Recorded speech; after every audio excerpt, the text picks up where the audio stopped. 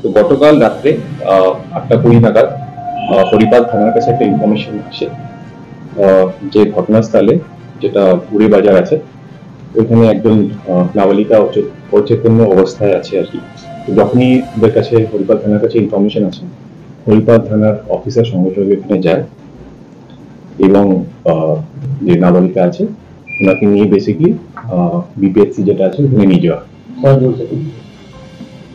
কিছু বলি? আচ্ছা, ওকে নিয়ে যাওয়া হয় এখানে। ওসি অফিসার ইনচার্জ নিজে ওনার বাড়ির লোকদেরকে খবর দিন এবং ওনার বাড়ি থেকে ওনার মা, জেঠু এবং মাস্টার মশাই সঙ্গে সঙ্গে থানাতে আসে। তো কমপ্লেন্ট যেটা হয়েছিল হরিপাল থানাতে, কমপ্লেন্টের সঙ্গে সঙ্গে এফআইআর করা হয়। ওনার মা যে কমপ্লেন্টটা দিয়েছে, Haripal PS case number 534/24 under section 126(2), যেটা জোরপূর্বক আটকানো, 137(2) যেটা অপহরণের সেকশন আছে, 115(2) যেটা আঘাত করার 75-76 যেটা আছে, যেটা স্থিরতাহানির সেকশন, 351(2) যেটা হলো ভয় দেখানো, 35 বিএনএস যেটা আপনার একজনের বেশি যেখানে থাকে কমন ইন্টেনশন এটা, এবং 8 পক্সো অ্যাক্ট। তো এই সেকশনে কেসটা রেজিস্টার করা হয় এবং একজন মহিলা অফিসারকেই ইনভেস্টিগেটিং অফিসার এই কেসে করা হয়।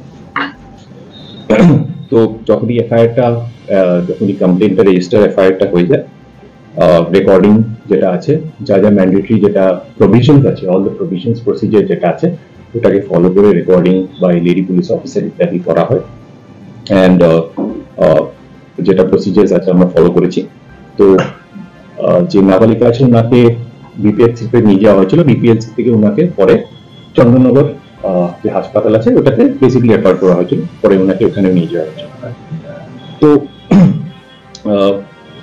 এফআইআর এর যেটা কন্টেন্টস ছিল, এফআইআর এর ভিত্তিতে আমরা ভেরিয়াস আমরা সিসিটিভি অ্যানালিসিস যা যা আছে আমরা করে দেখেছি, এবং দেখার পর আমরা যেটা ফ্যাক্টস আছে অ্যানালিসিস এবং যেটা তথ্য যেটা এফআইআর দেওয়া ছিল ওটা কোলাবোরেট করছে, ওটার মধ্যে মিল পাওয়া যাচ্ছে না। এবং এফআইআর এর মেনশন করা ছিল 4জন ব্যক্তি ছিল, ওটার মধ্যে একজনকে বাইন্ডিং ছিল আর কি। তো ওনার আমরা সঙ্গে সঙ্গে ওনাকে আইডেন্টিফাই করা হয় এবং ওনার ফটো বেসিক্যালি দেখানো হয় কমপ্লেনেন্টকে, এবং যে নাবালিকা ওনারা আইডেন্টিফাই করে কি এই মানুষের নামটাই দিয়েছিল, কিন্তু ওই মানুষটা ওই সময়টা যখন ঘটনাটা হয় ওই সময়টা ওই মানুষটা কিন্তু লোকেশনটা থাকে outside the state, outside the state ওনার লোকেশনটা পাওয়া গেছে। আজকে ওনার লোকেশনটা আউটসাইড দ্য স্টেট আছে, ওখান থেকে ভেরিফাই করেছে। তারপর যেটা আছে আমাদের ওনাকে যখন চন্দননগর হসপিটালে নিয়ে যাওয়া হয়, চন্দননগর হসপিটালে নিয়ে গিয়ে ওনার মেডিকেল লিগাল এক্সামিনেশন যেটা আছে এটা করানো হয়।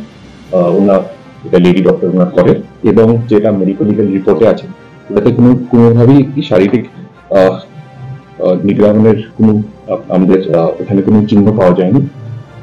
এবং তারপর যেটা আছে আমরা ওনার as per the rules of যেটা পক্সো অ্যাক্ট আছে রুলসে ওনার কোর্টে যেটা স্টেটমেন্ট যেটা রেকর্ড হয় আর কি, যেটা বেশি গোপন জবানবন্দি যেটা বলা হয়, যেটা আগে 164 সিআরপিসি ছিল এখন 183 বিএনএসএস আছে, ওটারও বেসিকলি করা হয়, যেটা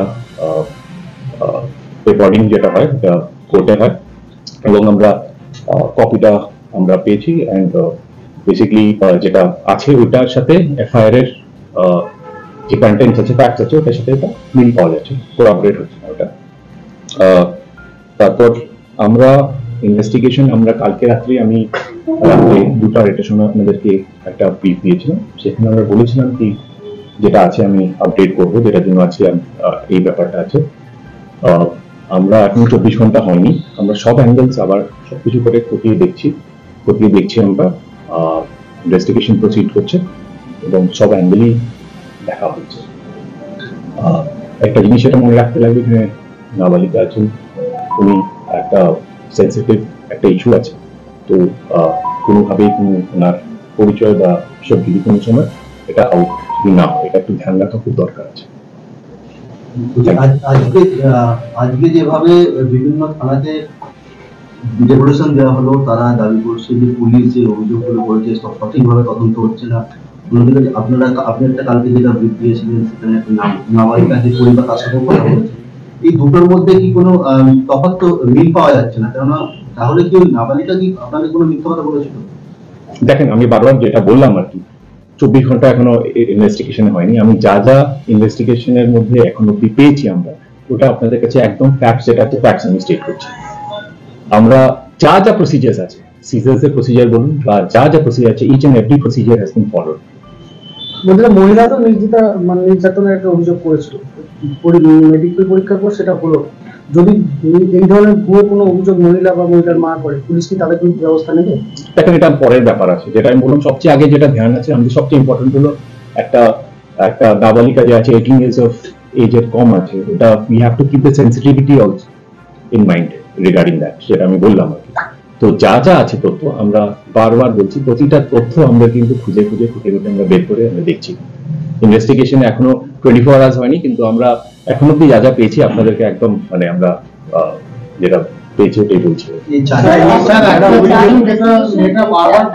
এখনো অব্দি till now যা ইনভেস্টিগেশন হয়েছে সেখানে এই যে তরুণী রয়েছে না, নাবালিকা রয়েছে, সে যেমনটা স্টেটমেন্ট আপনাদেরকে এট ফার্স্ট দিয়েছিল, তার সঙ্গে আপনারা সার্কামস্ট্যান্সিয়াল এভিডেন্স বা ইলেকট্রনিক এভিডেন্স যেটা দেখছেন তার সঙ্গে আপনারা লিঙ্ক পাচ্ছেন না, বা সেখানে কিছু মানে কিছু গরমিল রয়েছে, তাই তো? আমরা ওটাই যেটা বললাম, যেটা যেটা এফআইআর এর কন্টেন্ট যেটা আছে ওটার সাথে যেখানে স্টেটমেন্ট মানে নাবালিকা স্টেট বা ওনার যে স্টেটমেন্ট আছে 183 বিএনএসএস এর, ওটার সাথে কিন্তু ওটা আমরা মেল এখনো পাচ্ছি না, যেটার সাথে কোনো যেটা বললাম আর কি, যেটা কোঅপারেট করছে না আর কি।